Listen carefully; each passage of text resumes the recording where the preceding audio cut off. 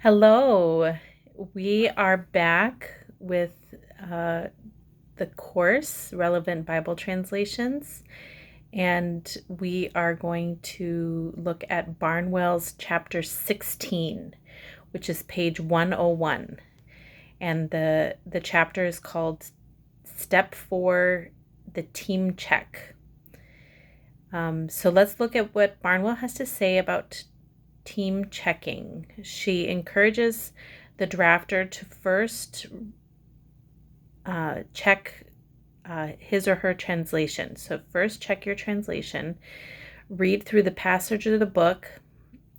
So after you've translated for drafting, you read through the book again, run basic spelling checks and formatting checks in paratext. And after the drafter is done, it goes to the team. So once you've read through the book and you've done these basic checks, it goes to the team. The other translators on the team can provide helpful feedback to the drafter regarding the passage, and the team can then make revisions accordingly. So most of the time, this feedback is given during team checks in person. However, there may be times when the team may do feedback via notes, the notes feature on Paratext. I don't know how much you're using the notes feature, but I will give you a tutorial on that. The notes feature can also be made. Notes in that feature can also be made by the team for any questions that arise for further study or for the consultant later. So I think you've been using them for the consultant checks, but they can also be used during drafting or team checking. Barnwell recommends that during these team checkings, the translation should use a projector and or Paratext Live tool in order to follow what is being revised and to confirm any revisions. And so when the team is working together, so I want you to explain to me in WhatsApp how you do your team checking. Do you use a projector? Do you use Paratext Live? Or do you use a screen?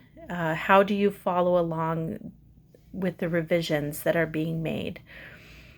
I found that a monitor is really sufficient for these sorts of scenarios where you can all look at the monitor together while the revisions are being made. In addition to checking the text, biblical key terms should be checked during these sessions. So you may have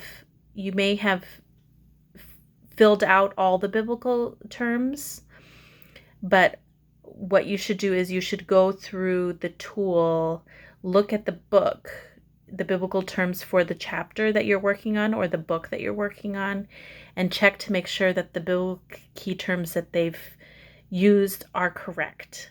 So if you've translated a word a certain way, that it's in the biblical key terms, but also that you've checked it as a team to make sure that that translation is correct. So that's also part of team checking, so the biblical key terms. So turn to page 102 and pause the video and read the discussion 1 through 3 under for discussion at the top of the page. So that starts with number 1, is it better to do the team checking sitting together or for each team member to do it on his own? So read through those first 3 questions and talk about them, and then come back to the video.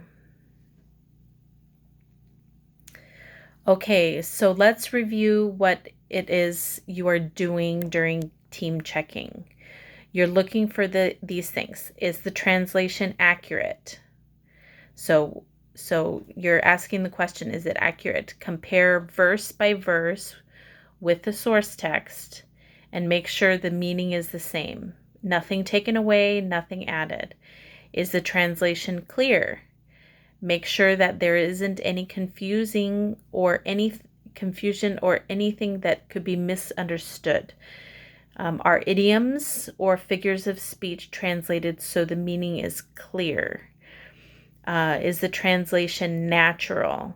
Make sure that the translation is read aloud and that it sounds smooth. Is the spelling, punctuation, and formatting consistent?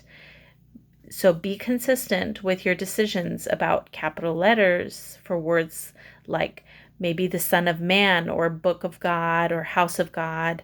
If you capitalize those things, it needs to be consistently done throughout your translation.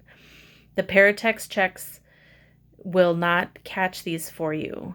So these things have to be done manually or by a find and replace feature. Watch your punctuation carefully since it helps guide the reader. Your reader is going to be following your punctuation by taking breaths, when they read, and it's going to be read aloud.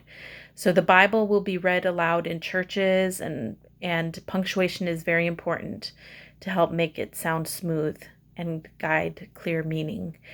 There are tools in Paratext that will help some of this, but much of it will be need to be done with the translators and the team's careful eyes.